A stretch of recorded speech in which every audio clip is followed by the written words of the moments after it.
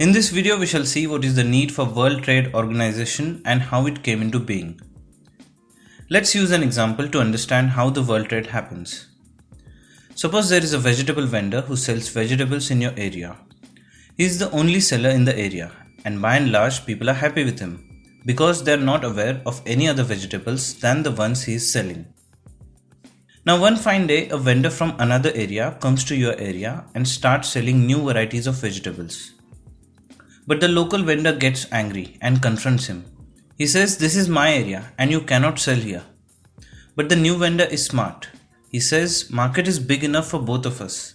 Besides, you can come and sell in my area if you wish. I have a few vegetable items that you don't sell, and you have some items that I don't sell. So people from both our areas will benefit." He further adds that instead of having two separate individual markets, we can have one bigger shared market for both of us. We could also include other vendors and keep expanding our market. The first vendor sees the point and also sees an opportunity to sell his vegetables in other markets. So both of them have a consensus and decide a few rules of trade. Now if you broaden your view and apply this example to the world trade, then the world is one big unified market and WTO is the place where countries discuss the terms of a free and fair trade. The roots of World Trade Organization go back to the General Agreement on Tariffs and Trade adopted in 1947. It was signed by 23 countries. India was one of the founding members of this agreement. The agreement came into effect from 1948.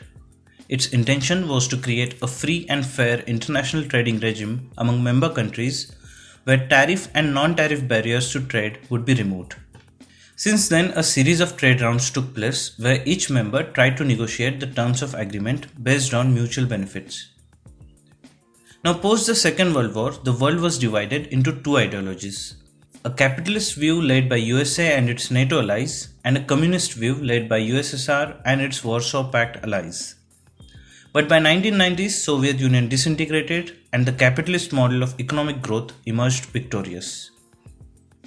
American political scientist Francis Fukuyama, in his book The End of History, declared the liberal capitalist world order as the best model of economic growth and that the world will see no more conflicts, and thus this is an end of history. Based on this confidence, USA pushed for expanding the scope of negotiations under GATT. New areas were brought into the agenda, like intellectual property rights, agriculture, services, foreign direct investment, etc. The Director General of GATT, Arthur Dunkel, was asked to frame a new draft for the consideration of the members. This was the famous Dunkel Draft. The draft was later signed in 1994 in the city of Marrakesh in Morocco and came to be known as Marrakesh Treaty. The Marrakesh Treaty paved the way for establishment of World Trade Organization on January 1, 1995.